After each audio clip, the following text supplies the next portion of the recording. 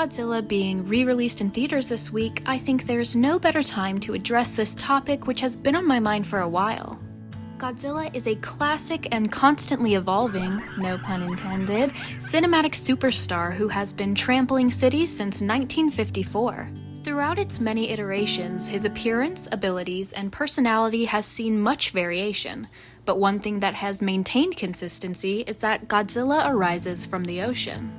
So I thought we'd analyze this big teddy bear through the lens of marine biology and see what, if any, real-world science can be found within the king of monsters. It's important to note that the genesis story used for Godzilla is that he was once a saurian monster, or a legitimate prehistoric reptile that survived the KPG extinction event, which was mutated by exposure to nuclear radiation. This exposure triggered a complete cellular transformation which altered his physiology, creating preternatural traits such as his colossal size, rapid regeneration, and of course the iconic atomic breath.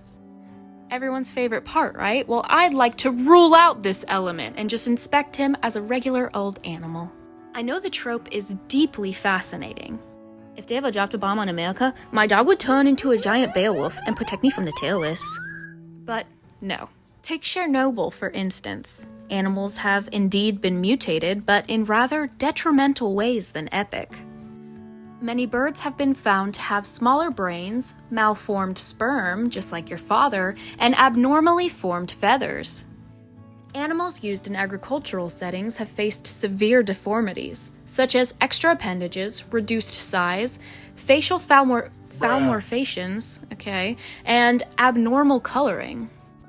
Critical piece of information here, a cow who experienced the Chernobyl disaster did not get exposed to radiation and wake up the next day with a cute little leg growing out of its head. Ionizing radiation can actually affect the organism's germline or reproductive cells, mutating the DNA that potential offspring could inherit, meaning the exposed cow may not face any mutations, but its offspring does. This is if the animal can even survive long enough to procreate after exposure, as it often results in illnesses, tumors, and death. I know that's really depressing, sorry, but on a positive note, the population of wolves, deers, elk, and boar are growing and thriving. Not anything to do with the radiation, of course, but just because us human parasites aren't there to hunt them, so yay! Let me be clear. Radiation will not turn you into a huge hulking titan. It'll give you some big old tumors though, and no, radiation won't give you superpowers. It'll give your precious firstborn son a butt on his forehead. So obviously I cannot get very far into our research if I take this facet into account, so we are just going to look at Godzilla as your run-of-the-mill guy. During the Mesozoic era, 250 to 66 million years ago, the ocean was overflowing with marine reptiles, such as the iconic mosasaur and plesiosaur. These astonishing animals are reptiles which have evolved to become secondarily adapted to a life in the water. Today, there's only really a handful left, those being marine iguanas, sea turtles, sea snakes, and the saltwater crocodile. Extant or extinct, all marine reptiles were outfitted with unique adaptations which allowed them to thrive in their aquatic homes. There are 4 major categories I want to examine: respiration, thermoregulation, osmoregulation, and locomotion. Marine reptiles unanimously voted during the evolution meeting to keep lung-based breathing instead of full sending it to gills, meaning they must surface every so often for a gulp of air. This called for a larger lung capacity for increased oxygen storage, as well as a metabolism that slows during extended dives. We can assume this same concept would apply to Godzilla, or rather the Godzillas who do not have gills. Both Shin Godzilla and the American MonsterVerse Godzilla are depicted with gills, while also being able to function just fine on land. Very, very suspiciously axolotl-y, especially factoring in the extensive regeneration, which I'll get to. Oh, I'll get to. Thermoregulation would also be an incredibly important aspect of this animal's semi-aquatic existence. Much of the lore suggests that Godzilla hides out in deep, untouchable corners of the ocean, suggesting frigid temperatures. Such a giant animal would need an internal heating system that's damn near nuclear. You stink!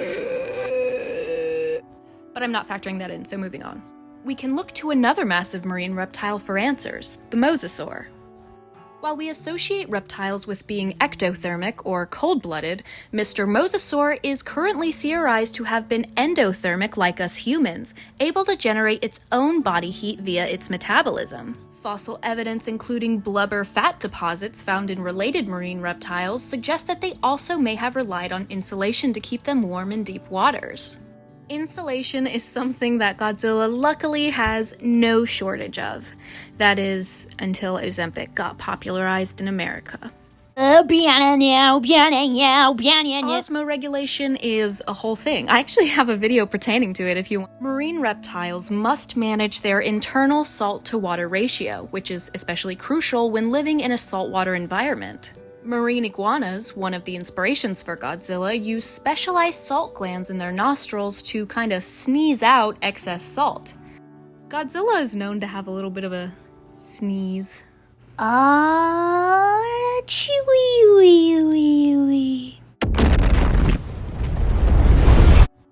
It's also possible that he utilizes a mechanism often used by sea snakes, periodic freshwater consumption.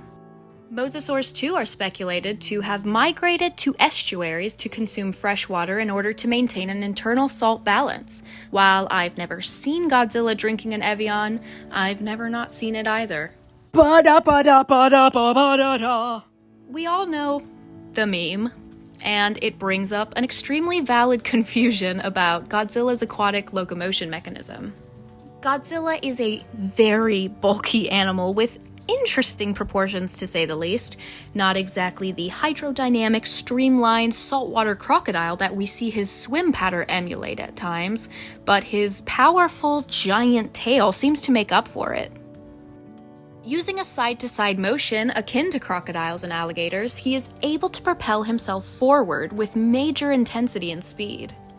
But how does he do this? Of course, is what you really want to know. Well, it's a movie. That's how. Sorry. While other marine reptiles utilize their ability to control lung volume alongside their dense bone makeup, with such an extreme capability, I find it more likely that alongside his ocean brethren, Godzilla may have had a swim bladder. This is a gas-filled organ that allows fish to control their buoyancy. That way they won't sink to the bottom or float to the surface.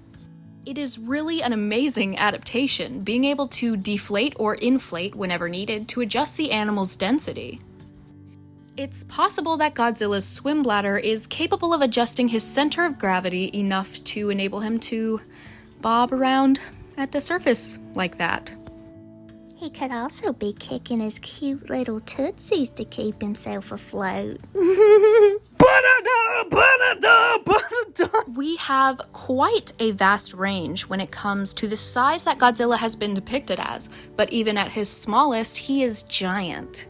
You may be thinking, dinosaurs were huge, it's possible, right? Can we be serious for a second? Because I have come to a very weary realization about something. When you heard that the Argentinosaurus was 100 feet, you weren't thinking hot dog style, right? When a child looks up how big was the T-Rex and Google says 40 feet, does she know that it means 40 feet long and not 40 feet tall?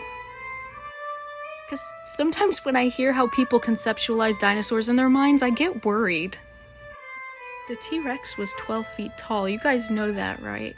At his very tallest, not including the animated movies, because they sucked, don't tell him I said that, MonsterVerse Godzilla is noted to be around 393 feet tall, with a tail length of 582 feet, making him by far the largest creature to ever walk the planet. It is not looking good for him as a real-life animal, okay? Let's first touch on the square-cube law. In this context, as an animal grows, its volume and mass increases faster than its surface area. This is bad.